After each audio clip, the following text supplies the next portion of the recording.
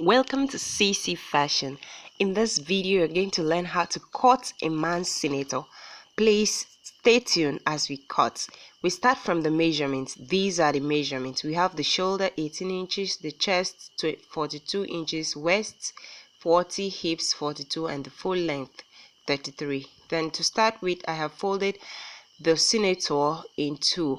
That's the back part and the front part together, and I have sloped or slanted the back part by 2.5 inches and the front part the same way. And if you notice that the back part is longer than the front part by 4 inches, while I take the front part to be the actual measurement and the back part is 4 inches longer than the actual measurement. So I go ahead and cut the slant that I have created on the outfit, as you have seen. After that, I have to create an inch for the seam allowance.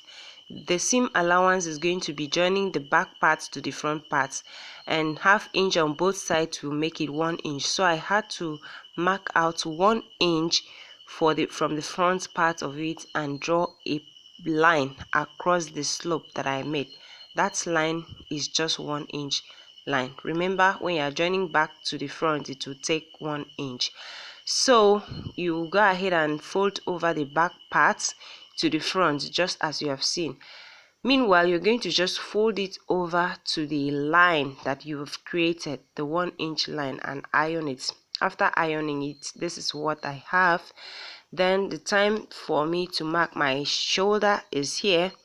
So I'm going to place my tape and mark the shoulder. From this measurement, we have shoulder 18 inches, and that is a half of it is going to be 9 inch. Remember, shoulder is divided by 2.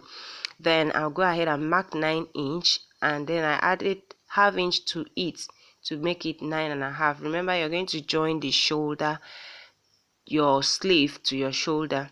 Then I went ahead to mark my armhole depth, which is also 9 inches.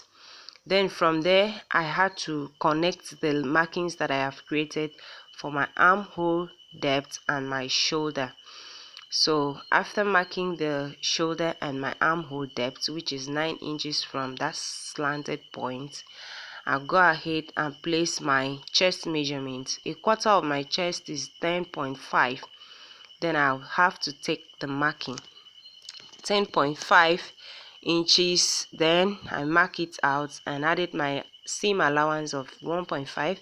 You may choose to use 1 inch or whatever allowance that you want. Mine was 1.5, and that gave me 12 inches. I went ahead and located my waistline. Then the waistline there is going to be like, depending on the height of the person, or you just put your tape and measure it. Then mine is 15 inches. Then I go ahead and mark my waist on the waistline there, which is a quarter of it, 10 inches, and that's the marking. And I added 1.5 inches. It gave me 11.5 inches. Then I placed the mark there. Then the next thing is to mark your hips points. I didn't really want to put much markings on this outfit because it was a client's clothes. That's why I had to just take it point by point, and that's 10.5 inches, just as the chest. Then I added my seam allowance. So thereafter, all I need to do is to connect my markings. So we can see I'm extending from the chest line to the waistline, and thereafter from the waistline I'm going to place my curve ruler to the hips line with a curved hips curve ruler. That is making the cloth coming out with a good shape. Thereafter, whatever I have on my hips line, that is 12 inches with the allowance, that is the same thing I'm going to mark down to the full length of the cloth with the hemming allowance. That's 12 inches. I am transferring the marking to the full length, that's the hemming allowance of this cloth. Then I'll go ahead and mark it. So after marking that, I think we are almost done. What is left now is to confirm the measurements, the full length. If you have not, after placing your tape and you realize that your full length is not what it ought to be, it's either you're going to trim it off or you find another way to fix up. But once you have the correct measurement, you always make the right measurement. Then after that, we're just going to curve the armhole, and I'm using my armhole ruler, my pattern master, to carefully curve out the armhole. If you notice, that is the back part that I am curving out. Then for the front part of the outfit, what I do is to divide my armhole depth into two. That is 4.5. My armhole depth was 9 inches, then I divided into two and it gave me 4.5. Then I had to mark out a 3/4 of an inch to connect it from the armhole, so as to create the front part of my armhole to be different from the back, just as you can see on the camera, on the video. Then I am done. It's just remaining one more thing, the neckline.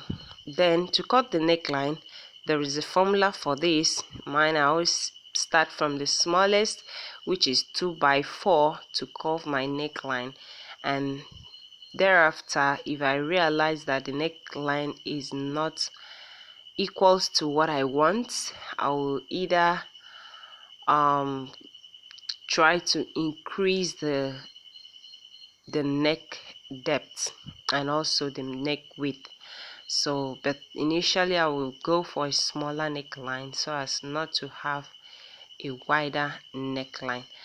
So to make this professionally though, we like to discuss more about this some other time, about cutting the neckline professionally without making mistakes, especially if you're piping your neckline.